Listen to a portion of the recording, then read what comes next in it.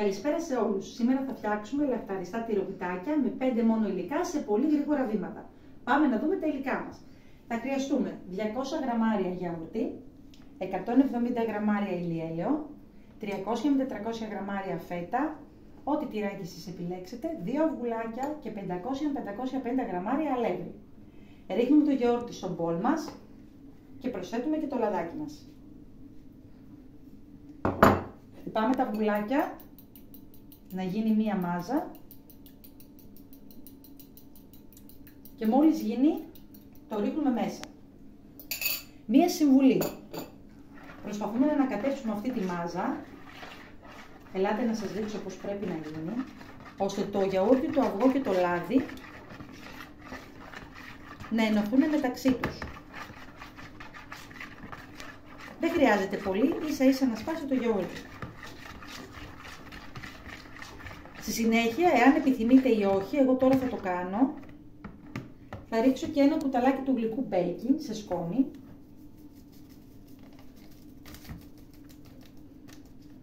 Θα συνεχίσω το ανακάτεμα.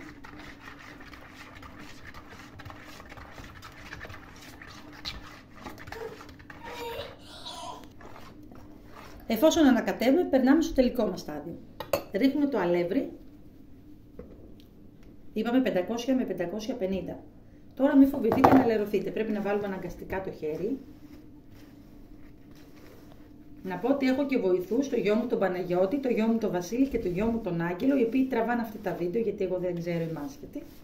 Και να κατέβουμε.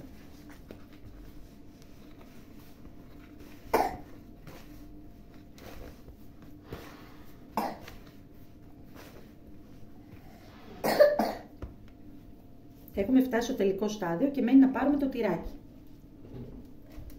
Το σπάμε με τα χεράκια μας μέσα σε πολύ μικρά κομματάκια.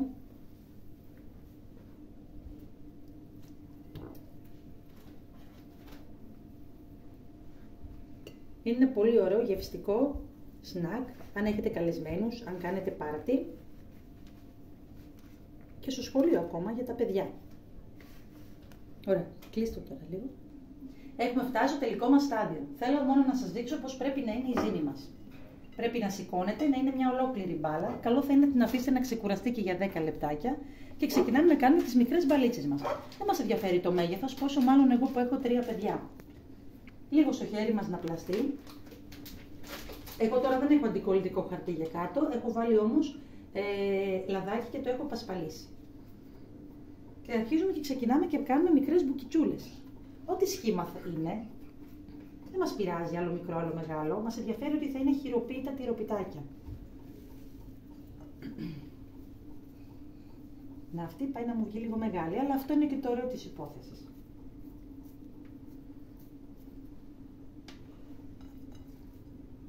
Το ίδιο μπορείτε να κάνετε και με ζεμπονοτυροπιτάκια, με ό,τι υλικά έχει ο καθένας στο σπίτι.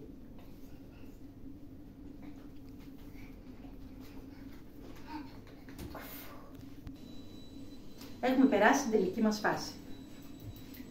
Έχουμε πλάστα τυροπιτάκια που, όπως βλέπετε, εμένα μου βγήκαν 5, 10, 15, 17. Περίπου 20 με 25, αλλά έχω κάνει, για να πω την αλήθεια, και 3-4 μεγάλα, γιατί είμαστε και πολλά άτομα εμείς.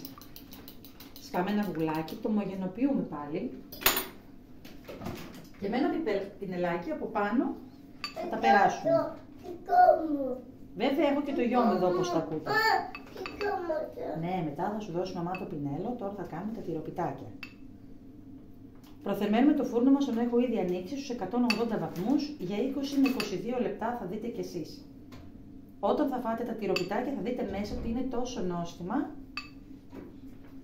και μαλακά και αφράτα.